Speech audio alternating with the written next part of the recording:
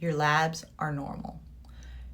If you've heard these words while feeling exhausted, still gaining weight, waking up at 3 a.m. and wondering if something is seriously wrong with you, this video is for you.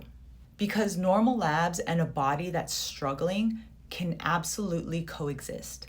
And today I'm going to explain what standard blood work doesn't measure, what I look at instead, and why normal doesn't always mean what we've been told it means. Normal labs can be reassuring, but they are only one piece of the puzzle. I'm Starry, licensed acupuncture physician, over 20 years in clinical practice. I specialize in perimenopausal women, specifically the ones who've been through the medical system and come out the other side with a clean bill of health and a body that just still doesn't feel right. This is one of the most common things I see in my practice, and it's one of the most devastating because being dismissed by a doctor when you know something deep down is wrong is one of the loneliest feelings there is. Here's something I've seen over and over again in 20 years of practice. A woman comes in with a stack of labs. Everything is in range, her doctor told her she's fine, and she's sitting across from me, exhausted, gaining weight, not sleeping, feeling like she's not the woman she used to be. Standard labs are incredibly useful. I want to be very clear about that. They are excellent at detecting disease, but they don't always catch earlier dysfunction. That window where your body is struggling before anything has crossed a threshold that actually will show up on a panel. Here's what I mean.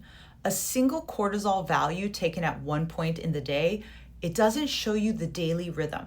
Whether cortisol is spiking at 2 a.m., whether it's elevated by evening when it should be winding down, or fasting insulin, it can actually start creeping up and show real metabolic strain long before blood sugar moves enough to flag anything. So the picture can be incomplete, not because something was missed carelessly, but because standard labs weren't designed to catch patterns over time. They're just a snapshot. And sometimes what's keeping you stuck only shows up when you see the whole picture. That's where traditional Chinese medicine adds something blood work simply doesn't measure. It's a completely different framework, one that looks at how your symptoms cluster together, when they happen, what makes them better or worse, not searching for what's broken, looking at how everything is flowing together, or maybe not flowing, as a whole picture. And for a lot of women, it's the first time anyone has ever connected the dots. When a woman comes to me with normal labs and a body that just doesn't feel normal, these are some of the things I look at.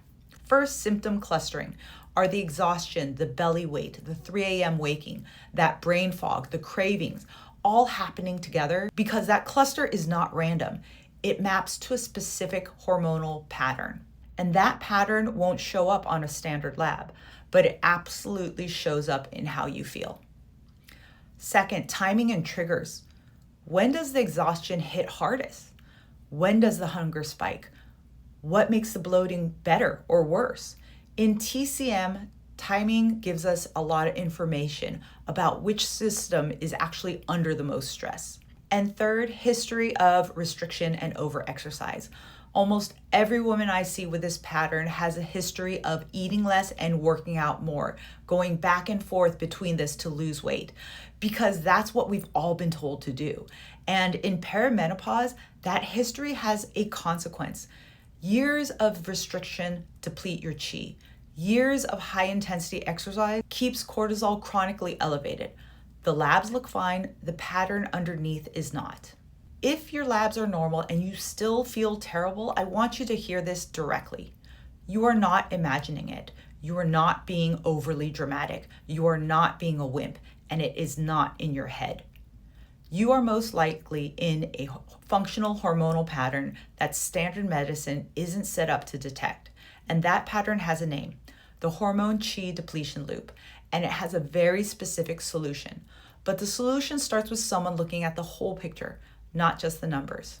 If this resonates, if you've been dismissed and you've been carrying the weight of thinking something is wrong, I want you to know that there is a next step.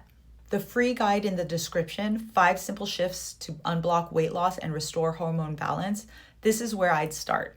It gives you the first concrete actions you can take today, now, based on what I actually see working in my clinic. Subscribe for more. I cover the full Hormone-Qi depletion loop framework here.